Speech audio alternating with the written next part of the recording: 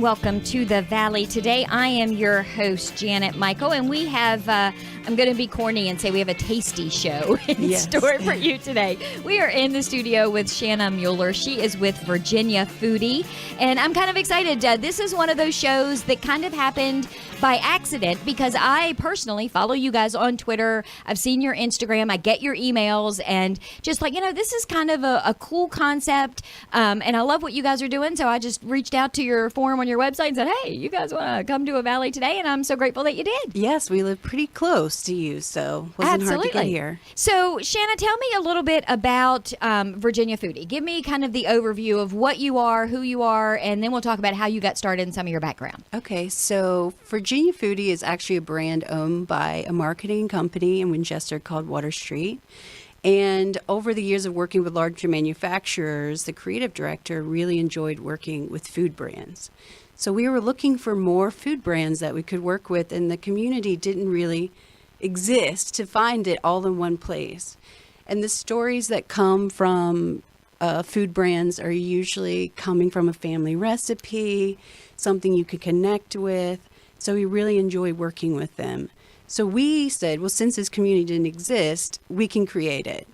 And so we created VA Foodie, and it's grown. It started in 2016, and it has grown pretty quickly, and we have a huge following filled with makers, restaurateurs, drinkers, foodies in general. So let me ask you, let's start with that then. What is a foodie? Because I think a lot of people hear the term foodie and think it's somebody who is kind of like a food snob and they only eat in certain things in certain restaurants, but that's not really the case. No, technically the term for a foodie is someone who gets pleasure out of food. And pleasure is kind of a vague term, right? So you could have an emotional connection. A foodie maybe likes to support only local farmers because they care about their community and how things are sourced. But it could also just be about someone who enjoys a great recipe of some sort. See, we have a foodie here on staff. Our station manager, Liz, is a foodie in the true sense of she loves trying new recipes. She and her mom, I'm a foodie when it comes to her mom's cookies, even though if mom is listening, she hasn't sent me chocolate molasses cookies in a while. I'm just saying. I'm a foodie when it comes to sweets. Technically, most people are foodies. Even if it's just this thing of like you love your mom's mac and cheese recipe, which I love my mom's. I'm always on the hunt for the perfect Southern mac and cheese recipe. And it doesn't have to be these expensive cheeses. And I think she uses Velveeta. Yeah. But it's super Southern, and I'm always on the hunt to find like some chef that can do that in New York or around here in Richmond or whatever.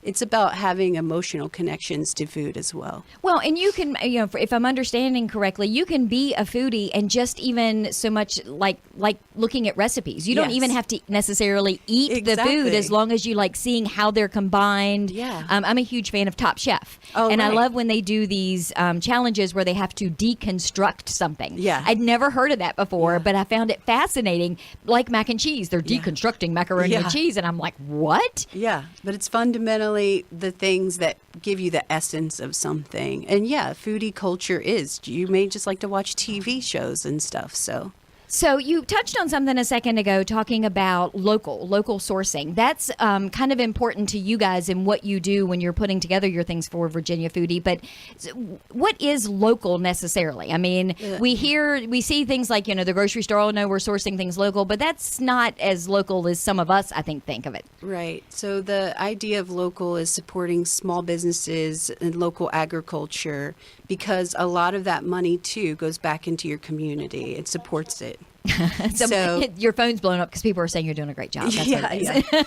So the idea of supporting local is really important because a lot of these bigger companies, the money doesn't go directly back into your community. And we're kind of strict about supporting local agriculture because that's where it all starts. So when you guys got started and you had this idea, you had this concept and said, okay, there isn't a community out there, we're going to build one. What was the first thing you did? I mean, did you start with social media? Did you start with the email newsletter? We started with our Instagram. And you know what we did? We went to a Holy Donuts in Strasbourg. I don't know if you guys have ever been there, But it was this great little donut. Oh, the little, plate. it Holy sat moly. in the little tiny, yes, it was a potato donuts. Yeah, I remember they used them. local sweet potatoes, right? And they made a great donut. So we went there and we ate them and we photographed it. And we started the account based on this donut place. And we just started documenting everything that we ate that was great in Virginia. And also other people, we started a hashtag campaign, hashtag VA Foodie. And other people would tag us with places they liked or things they enjoyed. And so that's how it kind of took off. And now you have, all these other social media Yes. outlets, and you have the email. It goes out, is it once a week? We have an email that goes out once a week that's like a hot and fresh, like anything exciting happening in the food world in and around Virginia. And then also we do a once a month, like big story about something. Like this month we're doing a story in Virginia distillers and how many there are because it's Virginia Distillery Month. So you probably have a huge network. This community that didn't exist in Yes. 2016 when you set out to do this is probably a pretty big network now. It is actually, and that's kind of what it is. It's a digital community that everyone kind of likes the same things and is talking about the same things. And we are those people that take pictures of your food before you eat it. It may get cold, but it will be a nice photograph for your Instagram. But there is a lot of people that like to tell people where to eat and what to do and share the experiences. Well, and I'll tell you, not everybody can take a good food photo. That's It true. is a little, There's it's a science little, to it. yes, there is. I used to work with one of the local coffee shops here in Front Royal, and bless his heart, he took the worst photo of anything. It just, so I started teasing him and told him to start taking a picture of the empty plate to say what was on it, because you can't Yes. really take a bad picture of an empty plate. That's true. That's true. Yeah.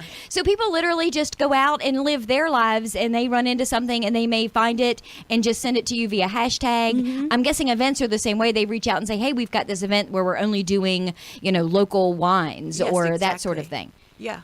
So I think our hashtag campaign, we created the hashtag. I think there was maybe 2 people that had used it once before that. And now I think we have well over 30 or 40,000 hash people who have shared images of the things they like. And then, yes, we get emails about events that are constantly happening that we can help promote local culture. And the staff, I mean, you guys have like this full-time job with, Water Street. Yes, doing marketing for manufacturers.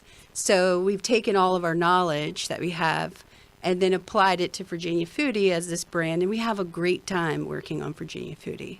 And I had asked you before we came into the studio, are all of you at Water Street, foodies? Do you do both? But Yeah. you told me you actually have other people in other parts of the state that also kind of help out a little bit. Yes, exactly. We had an intern that worked for us that became an employee, this young girl, and she works in Richmond, or she goes to VCU. So when there's events or new restaurants opening, she can go cover it. And then recently we created a partnership with a guy named Jarrell in Virginia Beach called Namarama. And he kind of will go do things and gave us his favorite places to eat. So, yeah, we are growing and we're putting people in place to cover things for us. Awesome. Well, I tell you what, let's take a quick break. When we come back, we're going to talk a little bit more with Shanna Mueller. She is with Virginia Foodie. They are, an offshoot. Is that I was trying to think of a farmer way of being able to say it. Yeah, exactly. Yeah, that works. With Water Street Design in Winchester. I am Janet Michael, and you are listening to The Valley Today.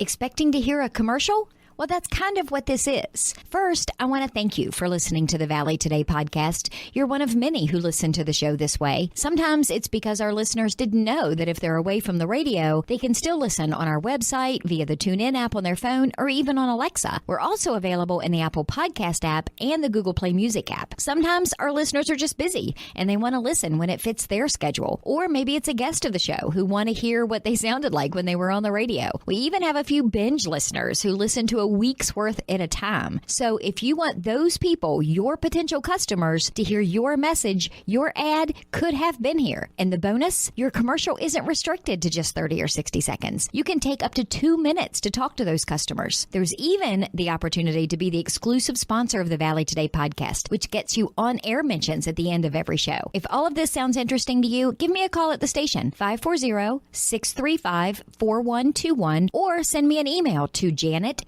at at theriver953.com. You can also find all of my contact info by searching Janet Michael on our website at theriver953.com. So do one of those things. Get in touch and let me tell you how we can talk to those customers in this podcast every single day. And now, back to the show.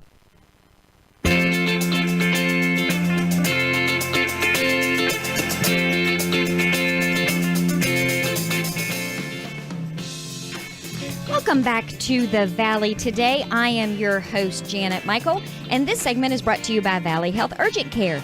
Can't wait to see a doctor? Now you don't have to. You can even check in online and save time at vhurgentcare.com.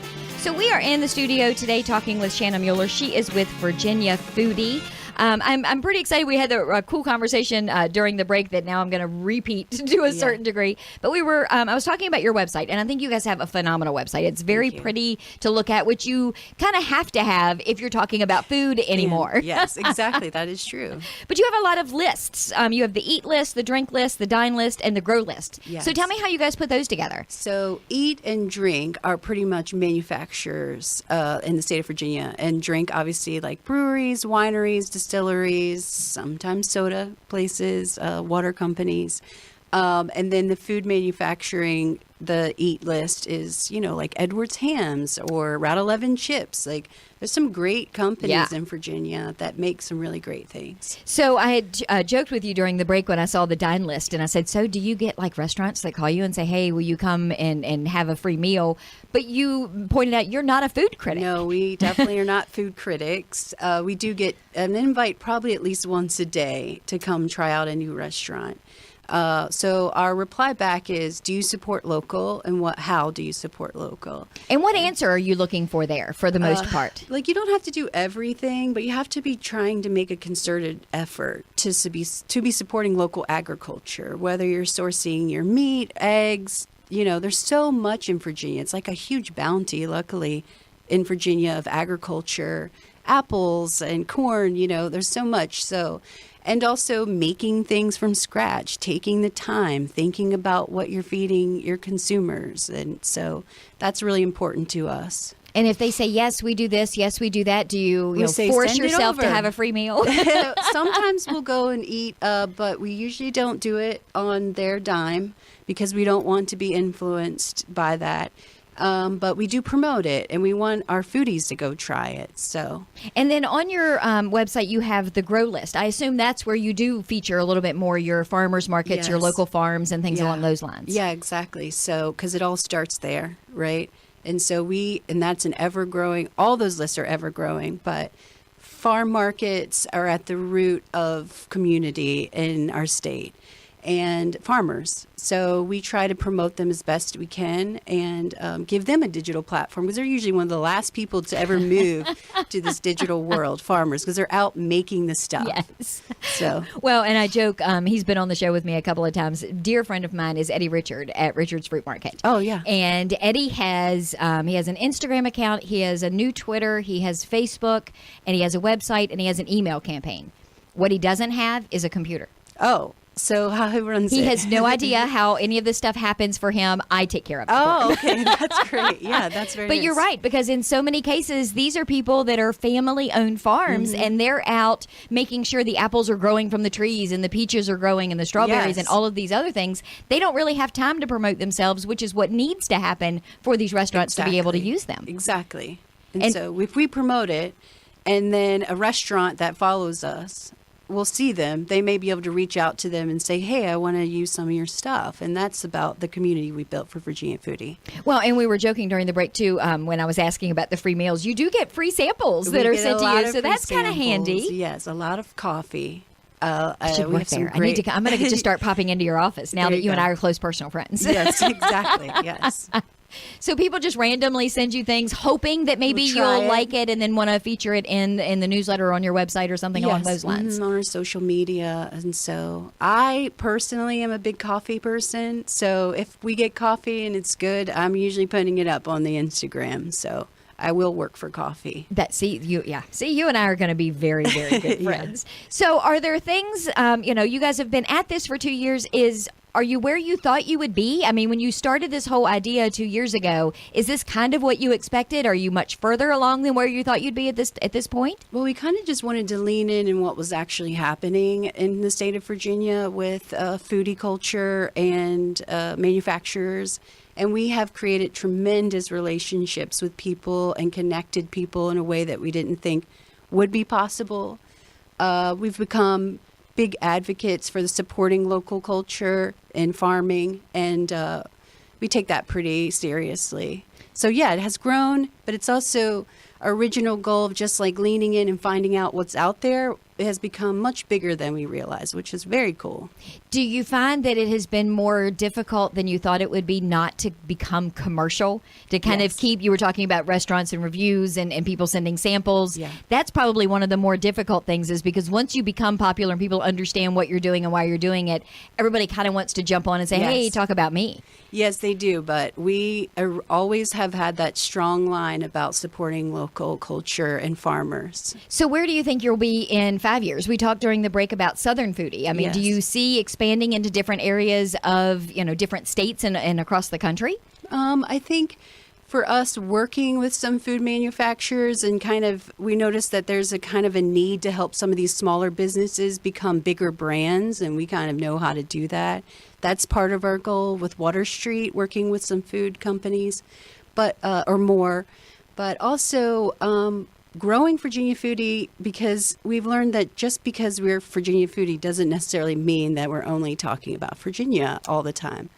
But we do have Southern Foodie in our pocket, and it is something that we are considering growing to. And that makes perfect sense. I mean, we joked, too, again, before we went on the air, and I said, well, foodie probably originated in the South. That's kind of where all of that stuff was born. So, well, we are going to take one more quick break. When we come back, we're going to talk for a few more minutes with Shanna Mueller. She is with Virginia Foodie. You can find them online at vafoodie.com. So if you want to go take a look at them during the break, we'll be back in just a couple of minutes for wrapping up. There's always more to the story. At the River 95.3, that's what our new podcast, Another Look, offers. A deeper look into the news stories you hear about every week. I'm Dylan Nichols, news director at the River 95.3. Join Janet Michael from the Valley Today and I as we review news from our area, as well as some odd news stories from around the country. You can find Another Look on the river953.com and listen to our take on the news whenever, wherever. Another Look offering you a weekend review with a twist. You can find a new one every Friday in the Apple Podcast app, in the Google Play Music app, or online at theriver953.com.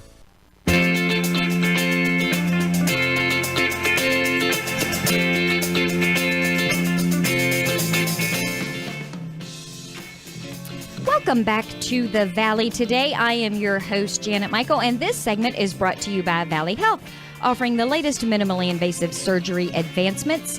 You can learn more at valleyhealthlink.com/MIS. We are in the studio today with Shanna Mueller. She is with Virginia Foodie.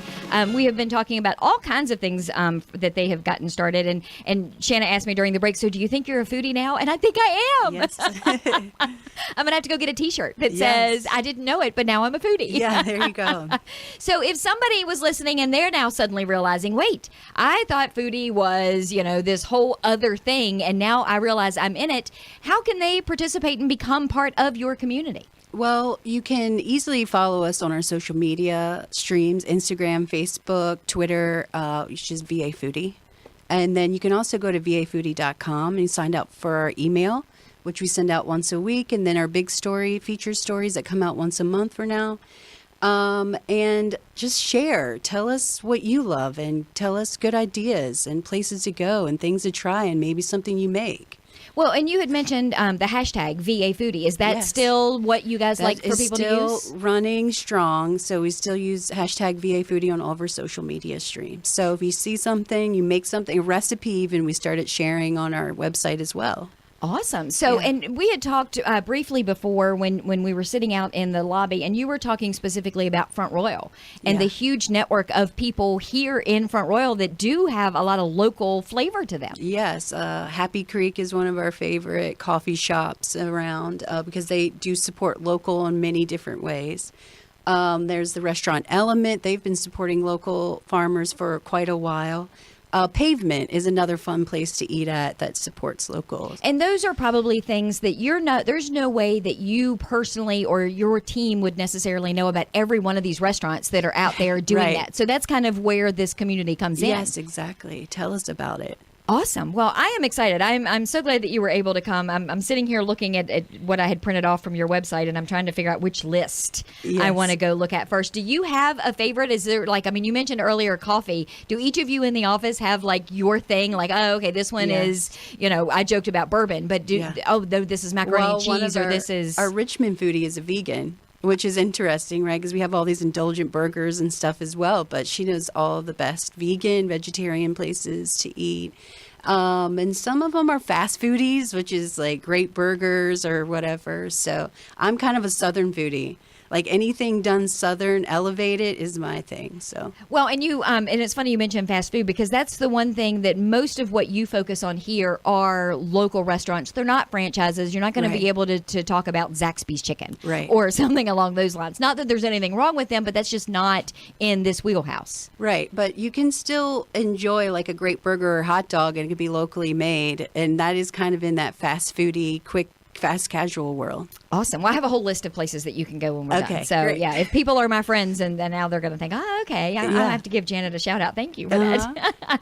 Well, we are going to wrap up today's episode of The Valley today. We have been talking with Shanna Mueller. She is with Virginia Foodie. And your web address one more time? It's vafoodie.com. Awesome. And Twitter, Instagram, Facebook, all of those places. But I would highly recommend going and signing up for the email. That's what I get, and it makes me hungry. Yeah, every good. time it That's what comes we want through to do. in my inbox. So, but I want to let you know that there are 3 big things that are or are not happening this weekend. I've got a strange. Normally, Shanna, on Fridays, I go through, here are 3 things that are happening, in the community this weekend, and I talk about events. A lot of times, they are events of people that have been on the show in the last week or two, and that's the case with 2 of these, except they're rescheduled. Oh, Well, the farmers probably love this rain to a certain degree. I'm sure they're kind of fed up with it by now.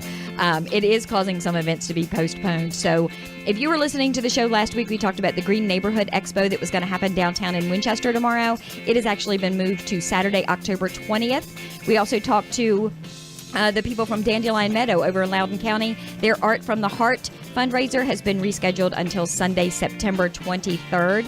But there is something you can go to this weekend. There is a program of Thanksgiving for the Constitution of the United States. It's going to be held at Mount Hebron Cemetery Chapel at 11 a.m. tomorrow. It's going to be an exciting living history event. It is free to the public, so make sure you get out and try and enjoy a little bit of this weather before it gets all sunny and we don't know what to do with ourselves. Tonight, you can catch me back on the air at 7 o'clock. Dylan and I are doing another podcast of Another Look, so you'll be able to hear our take on the local news stories from this week. So make sure you tune in at 7 o'clock for that. Otherwise, I'll meet you back here on Monday. Doug Stanley's in the studio. We'll have a brand new episode of The Valley Today.